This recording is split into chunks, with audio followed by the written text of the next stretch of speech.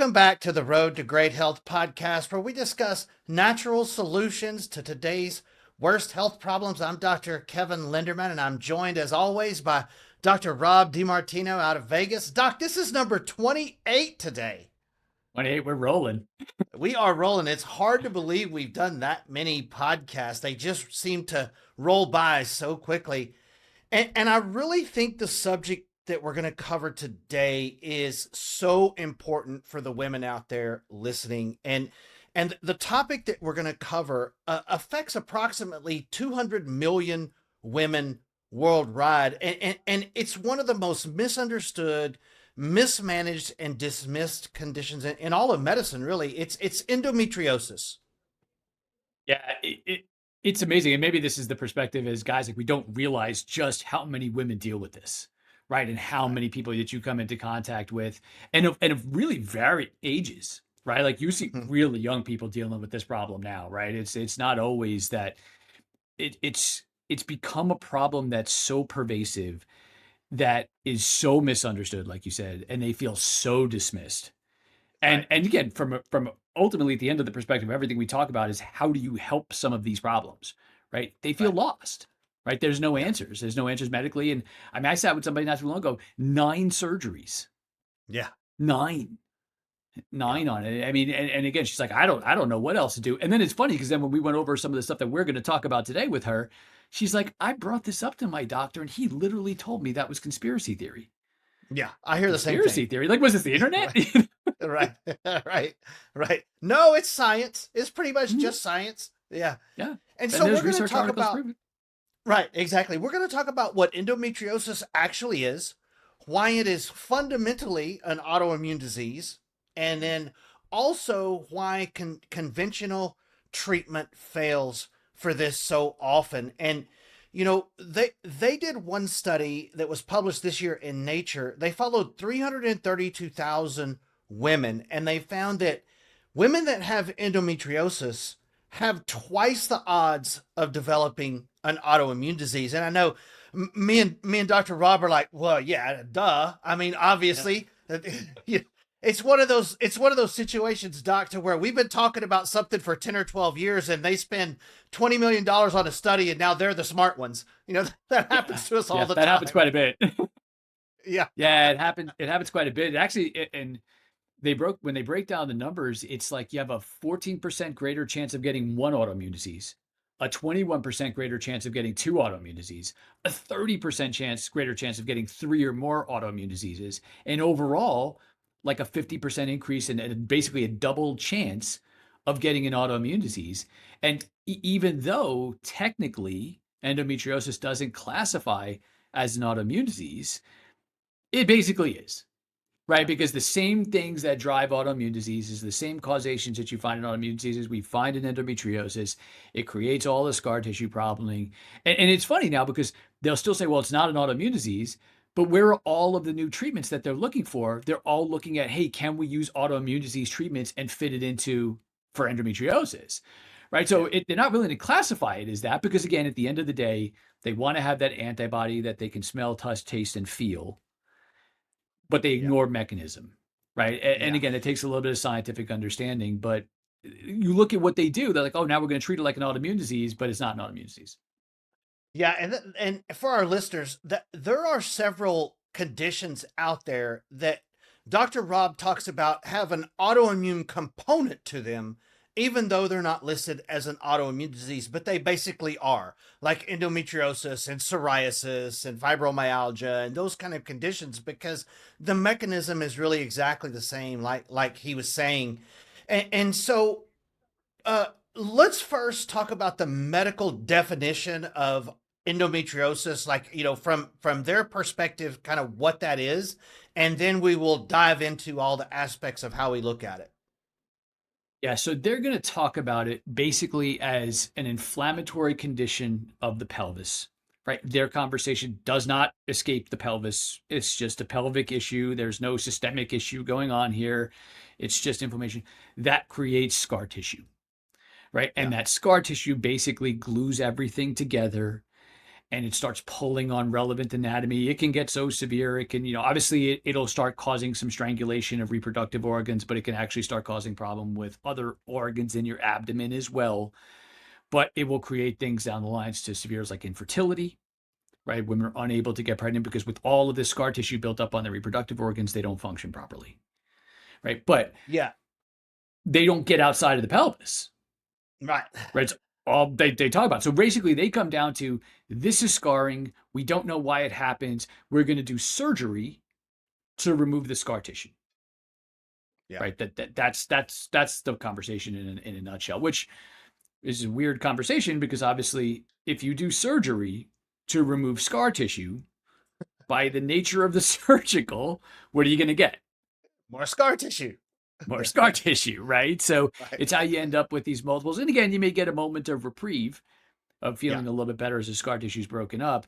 But the thing is that this scar tissue is being generated by something, right? And that's what we want to talk about today is what generates that scar tissue. Because if you can handle that perspective of it, then all of a sudden now you start getting a little bit more to the deeper levels of things. Yeah, and I saw one study published in the Lancet. They did this big study and they found inflammatory markers in endometriosis like interleukin 1 and interleukin 6. So we boiled it back down to, well, it's inflammation. And like we've talked about multiple times, that is not an answer. Inflammation is not all it is. Now, Doc, correct me if I'm wrong on the way I had pictured what happens in the body with endometriosis, because the way I always pictured it, and I might be wrong on this, but in the female reproductive system, every month the uterus sheds and then it grows back. That's what menstruation is. Mm-hmm. And those regrowing endometrial cells that are supposed to be making a new uterus every month have drifted off up through the fallopian tube somewhere and have attached themselves to other parts of the body. And instead of growing a uterus, now they're growing in other parts of the body, and the immune system is not able to get rid of those cells. Is that basically right? Yeah, you start to get infiltration of cells that they're not programmed correctly.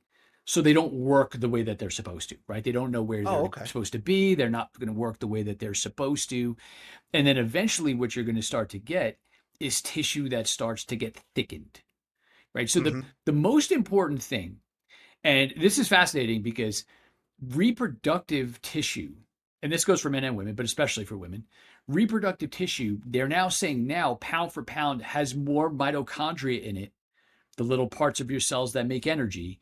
Pound for pound, your reproductive tissue looks like it has more than any other part of your body, right? So we always talk about that your heart, your heart has a tremendous amount, your brain has a tremendous amount. But I mean, when you think about it, it makes sense. I mean, think about what reproductive tissue, especially in women, has to do, right? You have to build another entire human being from scratch, right? So that's going to take some power. That's going to take some juice to have to do. So there's a tremendous amount of mitochondrial capacity there. But beyond just capacity, it is vitally important that their mitochondria work in the way that they are supposed to. And when I say in the way that they're supposed to, that their engines work so that they can make a maximum amount of energy, right? Because that tissue needs max amount of energy, right? So there's engines that will output energy. Some output a lot more energy, right? Like Formula One race cars, like obviously they put out a lot more energy than some old clunker, right? From the 80s. And it's really important that that tissue puts out the max amount. And one of the hallmark things that we see in endometrial tissue that ends up becoming with something like endometriosis diagnosis is that those mitochondria shift to an old-fashioned way of making energy, which is up to 95% inefficient. So we get mitochondrial damage to where now instead of getting maximum output of energy, we get minimum output of energy. Now that's the same type of change that you get in somebody who gets a cancer diagnosis. Right. But what do we get with that? You get rapidly proliferating, redividing cells that end up going in the wrong places. Same mechanism, just different outcome on the other side. Yeah, and that's where you have either 36 ATP or 2 ATP, right? Where if the cell's dysfunctional, the mitochondria are dysfunctional, they can only make 2 ATP instead of 36. Well, the body's solution is that means we need, many more times the same amount of cells because we're only making 2 instead of 36. Right. So in that hallmark, two's better than nothing, but now you're Right. going to need 18 times the amount. Right. So Right. think of it like miles per gallon in a car. Right. If I've got to go 36 miles, if I can fill up my tank once and get 36 miles per gallon, or if I have to stop every 2 miles and keep doing that, I'm going to have to stop 18 times. Yeah. Right. It's way more efficient the first way than the second Right. way. Yeah. But the funny part is, again, all of those inflammatory markers, all those cytokines that you were talking about before, where do those cytokines come from? That's, I think, probably the place where I get, well, one of the places I get the most annoyed. I get more annoyed with a lot of stuff in medical, but one of the places I get the most annoyed is that they reference that. Oh, it's Mhm. these inflammatory chemicals. They're always involved. Great. Where do they come from? Mitochondria, right? We know that. That's not my opinion, right? That's been, Right. they know that forever. So they Yeah. reference the fact that this inflammatory process is what's driving the problem. But then they completely blow off and overlook the fact of where we know where that inflammation comes from. And it comes from these mitochondria when they're not working correctly and you're making 2 ATP instead of 36, Mhm. right? Like, so it's ignoring it on the surface level and purely from the reason of we can chemically intervene to push those inflammatory markers down, but we can't chemically intervene to repair those mitochondria. So they're going to intervene where they can, which is just, again, trying to let the mitochondria not work the way that they're supposed to, but just clean up the inflammatory markers that they're sending out, which is part of the way that they fix themselves. But it's just, where do they enter the conversation in that grand spectrum of things? That's the part that irks me, because if you just take that next step forward, it sounds like almost like what we're saying is a stretch, but realistically, it's actually the most logical thing, not to mention the fact that there's all the science that backs it. Yeah.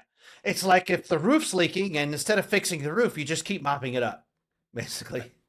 Yeah. Yeah. It You just keep patch it, trying to, patching, yeah, just patching it up. Yeah. patching it up, or, in this case, cutting pieces out and like trying to replace it. At some point, this is inflammatory. This is all. But again, when we talk about the autoimmune diseases, they get all of them, right? So if you get endometriosis, the chances of getting Hashimoto's are through the roof. The chances of getting multiple sclerosis go through the roof. The chances of getting lupus or rheumatoid, they all skyrocket, right? So this Yeah. gets out of the pelvis really quickly. The thing with all of these problems is what mitochondria and what cells are the ones having problems, right? So these ones are ones in your reproductive organs that are having the Right. problems. It's just, where does this problem lie? But it's still mitochondrial dysfunction. And once you get mitochondrial dysfunction in one place, well, it's very easy to get it in a second place. Now you get a different autoimmune diagnosis, right? And then that's why I said you get this 20% chance of getting 2, and you get this 30% chance of getting 3, because you're just building mitochondrial dysfunction in all these different parts of the system, building this inflammatory stuff. And all soft tissue needs 3 things to stay flexible. It needs oxygen, it needs ATP, which is the form of energy that mitochondria makes, and it needs hydration. And when you fail mitochondria in those spots, those soft tissues will not be soft and flexible and really pliable. They're going to get hard, they're going to get thick, they're going to get dense, and they're not going to move, and they're going to glue to everything else around them. And we call that scar tissue. Right? Scar tissue doesn't, Absolutely. in methodology, doesn't even really exist. Scar tissue is energy deficient tissue. Wow. Right? That's what Yeah. scar tissue is, right? We look at it now, that could build up and get real thick over the course of a long period of time. But if you re-energize that tissue, that scar tissue melts away like nothing. Wow. That's really fascinating with all the mitochondrial science and how that's involved. And there's there's there's nobody in the traditional field even looking at this. No, no. Well, to be fair, like when you and I were in school, that they didn't teach us anything of this. Right. Right. Like, to Right. be fair, we had like maybe one course, like where they mentioned mitochondria, you talk about cell biology, right? They mention all these Yeah. different cycles of how to make ATP, and then they kind of blow that off really quickly. And you never think about it again. But, the medical field, we're not taught that. And from their methodology in that centralized medicine idea, there's just no tools in the toolbox to fix it. So despite the fact that, again, fact check me, go look everything up and all these different types of things. And you see all of this is very real. No one's going to talk to you about that if they don't have a methodology of fixing it, because it's not a good conversation. It's like, oh, this is what caused it. Like, well, that's great. I have it. And she's like, what do I do about it? Oh no, we don't have anything to do for it. Like, we're just going to, give you some anti-inflammatory stuff, and we're going to, cut you up, cut out the scar tissue. That's not a good conversation. So they're just like, well, we don't really know. Just inflammatory. This is what we can do. They're not going to have the conversation if they don't have something to do. So my hope within the next 5 years, maybe 10 years, and what I really think is going to happen is that they're going to start coming up with diagnostics to be able to read this more directly, right? So we can read these things more directly, so that if we can read it more directly and we can say, okay, that's exactly what it is, it takes away this mysticism of trying to find these patterns that we can't directly test, right? Like endometriosis would be a very different conversation if we had an antibody we could link to it. Right, like you said, there's no fibromyalgia factor in somebody's blood, right? But that exists in science, right? Like when somebody does an EKG, they're not looking at it and saying, "Oh, that marker's off. That means you have AFib."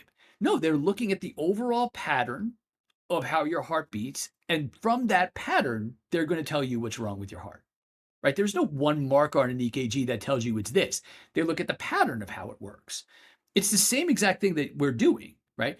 We're looking at the pattern of how your body reacts, and from there being able to say, okay, we know the science, we see the pattern, it means it's this. But I'm hoping that there'll be testing that we can say it's that, because that's easier for everybody to understand.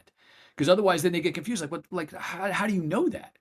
Well, you have to know the science, well, you have to know the patterns, and you have to be able to read between the lines.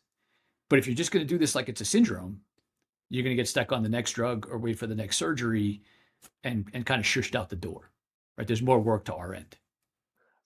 Right. And that's where all the money in science is going is, what next medication can we give for this for sure. Now it can take 7 to 10 years for a woman to get an endometriosis diagnosis. And, I was thinking about this when I was prepping for the show. I had a 15-year-old in here last week that had endometriosis. That means she may have had this since she was 9 or 10. And it's just now getting to the point to where she's recognized that she has it. So, like you said earlier, this is starting younger and younger. Kids' bodies are getting more energetically in debt and more dysfunctional and having more and more chronic problems. And man, it was just a sad case because she should be in high school, living, having fun, and she's doubled over half the time, and so she may have actually started this in her single digits. Yeah, it's like she should be ready for dances, like high school dances, not proms and stuff, not dealing with this sorts of nonsense. Not pelvic surgeries and and in the 20 something years of doing this together, even you just see them getting younger and younger with the problems, right? Yeah. And so they always want to run towards this hormonal thing, right? But again, she probably had that problem beforehand. But please understand, this is nothing to do with blame, right? It's just the way that we're made, right? But that's always when you have to look at mom, right? Because remember, we get 100% of our mitochondria from mom. 0% of that comes from dad, right? Dad's genetics play a role in what you'll look like. Dad's genetics will play a role in what disease you will get. Mom's mitochondrial genetics play a role in will you get a disease. So if the mitochondria don't damage, it doesn't matter where the detour takes you, right? Because there's going to be no path. But if those mitochondrial DNA damages, then it's going to matter what the genetics, how the body expresses that. And that's where mom and dad. So people are like, well, my mom doesn't I get this a lot, right? And I think it's an important topic, right? My mom doesn't have an autoimmune disease, but my dad's family side does.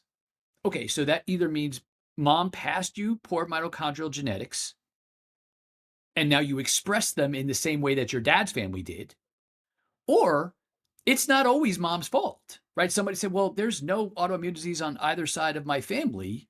Why do I have autoimmune disease?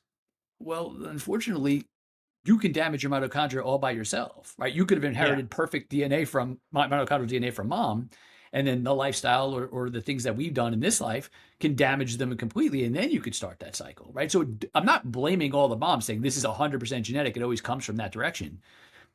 But the majority of times, if somebody's that young, they don't have time to damage their mitochondria to that level, right? So they probably inherited some. And then usually if you ask mom's like, oh, I have Hashimoto's, or I have, another autoimmune, or I have psoriasis, or whatever it is. Oh, okay. So there's some mitochondrial dysfunction. And now her genetics and dad's genetics mixed together expresses it as endo. Yeah, and the other thing that I was thinking about that too, whenever I was talking to her about that case is, and Doc, I know this happens to us on almost every single case we get. We are late in the game. Nobody comes to Dr. Rob or I and says, "Man, I've had this for 2 weeks. It just started. What do you think it is?" No, they've had it for 15 years. They've been to 7 specialists, 4 hospitals. They've traveled out of town. They've tried everything under the sun, and then they come to us. Right. And so by the time you get diagnosed with endometriosis and they go through the medical route and then they get to us, we are behind the ball. We're behind the 8 ball here. We're late in the game. And sometimes it takes a while to go back and kind of redo all that damage and repair all this stuff. Yeah, what I always said, like, we're unfortunately the doctors of last resort. It's just Right. kind of how it works out, right? Nobody shows up here first. They always try everything else. And then it's here at the end. And it's like, hey, can you, kind of do something with this? I'm kind of out of options. And, it was part of our conversation too, of like, hey, we should maybe talk about this on the podcast, right? Like, Yeah. we talked about it that way. Obviously I've been a lot more vocal on social media. You've always been pretty vocal on social media. I was kind of always a little bit more laid back on that. I've started to do a lot more now, just purely because I would love to change that if we could. Because if we could Yeah. get our hands on these people earlier, oh my gosh, like the Oh, ease of yeah. fixing these things would be like Right. dramatic. Like, Right. people always sometimes ask me, like, what's your success rate? I'm like, it's pretty high. And considering the fact that I'm usually doing this at the end stage where, like, I'm the last guy on the list. If you went to me first, my rates would be higher. But like, you're asking me to do it with Right. like one hand tied behind my back to a certain extent, it's Yeah. still pretty darn good because the science is what it is. And I always say it, and I feel like Thanos here, like, the science is inevitable. Like, this is Yeah. inevitable, right? It's Yeah. going to come here, push or shove. And it's going to be kind of kicking and screaming against the centralized system because they don't really want that. That's not really Yeah. what it's designed to do. But, it's amazing how fast the body can break down. But if you do the right things and you do it in the right order, like I literally I was running like crazy this morning in clinic, and I had one of my patients this morning, and he's like an amazing patient. Like, the guy does absolutely everything I ask of him, like to the T. Comes in with a notepad, right? What do you want me to do this time? Like, okay, this is what I want you to do. Great, I'll do that. And we're like 5 months in, and he was super candid with me when he came. He's like, I've abused my body my entire life. He's in his 50s, right? Abused my body my entire life. Now I've got multiple autoimmune diseases. Multiple doctors tell me I'm on the verge of dying. When I looked at his test work, I wasn't excited about how bad it was. And he's like, am I dying? I don't want to say those words, but it's not great. I sat with him this morning and he's like, I've never felt better in my life. Yeah. And and he's like, is this really possible? And I'm like, yeah, man, but like, also understand too, like, think about all the stuff that you've done. Right now, it's not crazy. Like, what he's doing is very natural, but no one would know to do that.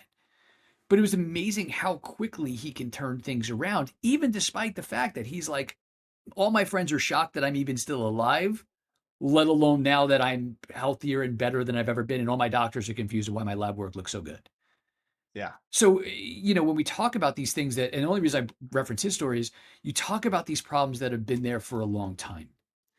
And yeah, that's not great. And we don't want to be behind the 8 ball. We don't want to push behind on all those things. But at the same time, if you do the right things with the right kind of leverage, your body only knows one thing, and that's to get better. Right. It's always fighting Yeah. for that. All the stuff that you see Right. happening is because it's not able to do that, and it's all compensations. Like, I would probably be on the fence of, I don't even know if disease exists. I think the body's just trying to constantly compensate for other issues, Right. right? Right. And I guess I always end up somehow into like a sermon on these things, like where I get like real motivational towards the end. I'm like, yeah, you can fix this, but and of course we want to get back to like the leptin biology. I think it's an important thing to cover before we end. But even though these things have been there for a long time, and maybe you've had 9 surgeries, right, like that other gal that I talked to, I am still telling you that if you change the energy production and you change the quality of that tissue, everything changes overnight. Yep. Right? It starts Yep. healing almost immediately. It may take a threshold. I mean, think about how many mitochondria you have in your body, right? If you got 37 trillion cells, and on average, there's like 5,000 mitochondria per cell, you're in like the quintillions of numbers. Yeah. And you won't get these symptoms until you're 30, 50%, sometimes 70% damaged. So what's 70% of a quintillion? I don't even know what that math is. But that's what you have to repair, and you've got to get it past threshold before somebody actually starts getting better. So yeah, there is a time component because there's no magic wand that fixes those things. And all the stuff that we do to expedite that process, they're still healing. But all the body knows to do is to heal. They just need to get what they need to get. Yeah. Did you mention leptin associated with Yeah. endometriosis? Is that what you said? Yeah. Let's Yeah. run through that.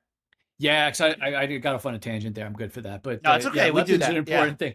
And I don't know which podcast leptin was. It's one of the five levers, obviously one of the five major levers. So leptin levels, the higher leptin levels get inside the human body, or the more leptin resistance you get, there will be a direct correlation with the production, creation, triggering, and thickness of endometriosis.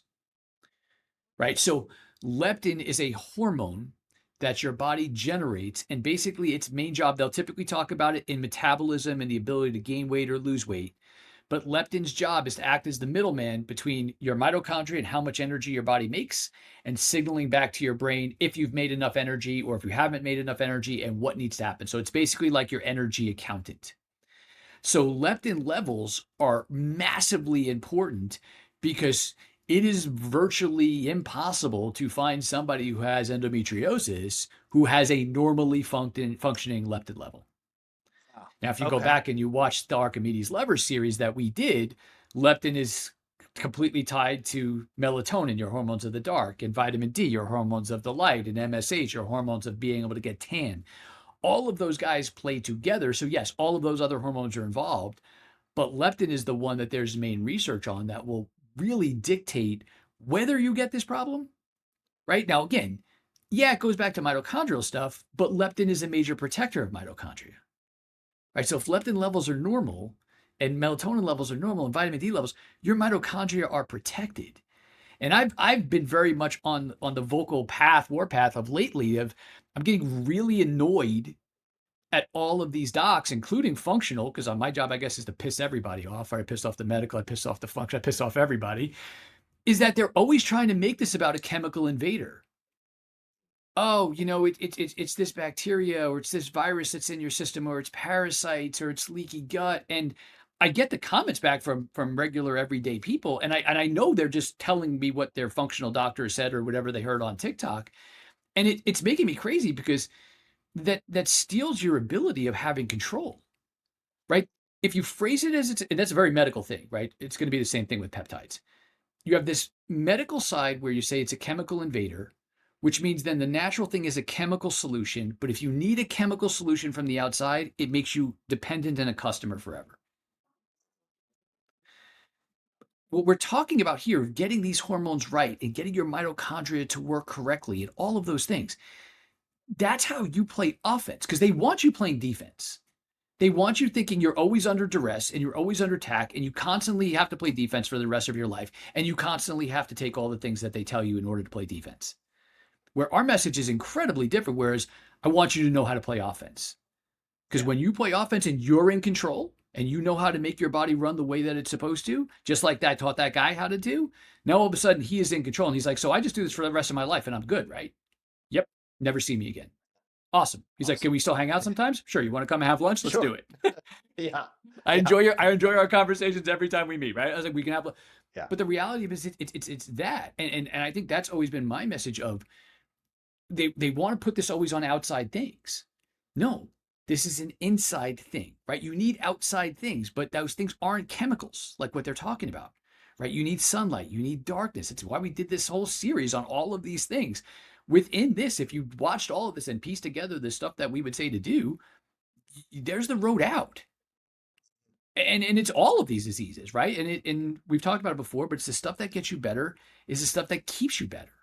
because it's the stuff that the way you're supposed to work, right? So giving the body what it needs. And in endometriosis, right, again, infertilities, one of my very best friends, she told me, she was in her 40s and she's like, I got really severe endometriosis.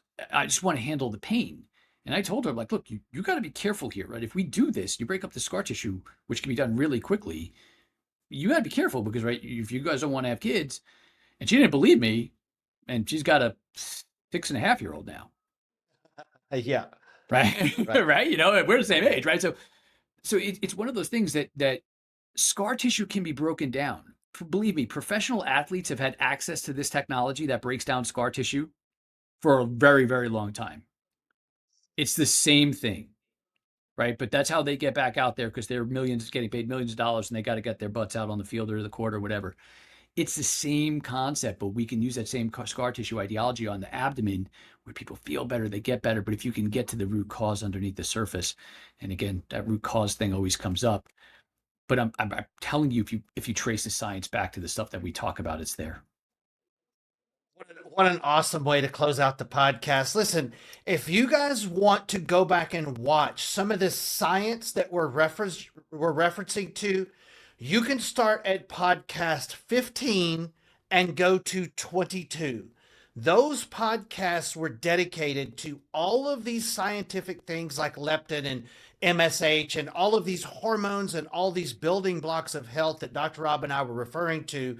Those podcasts go from 15 to number 22. Doc, the last thing I'd like to say is I love your concept of going on the offense. People feel like they're just trying constantly at a state of defense to try to defend against some kind of a disease. Our goal is to teach you how to go on the offense so that you can solve your health, so that you can have a long, healthy, functional life. All right. Number 28 is in the can. In the books. I love it. It's in the books. All right. Thank you guys for joining us. We'll see you on the next one.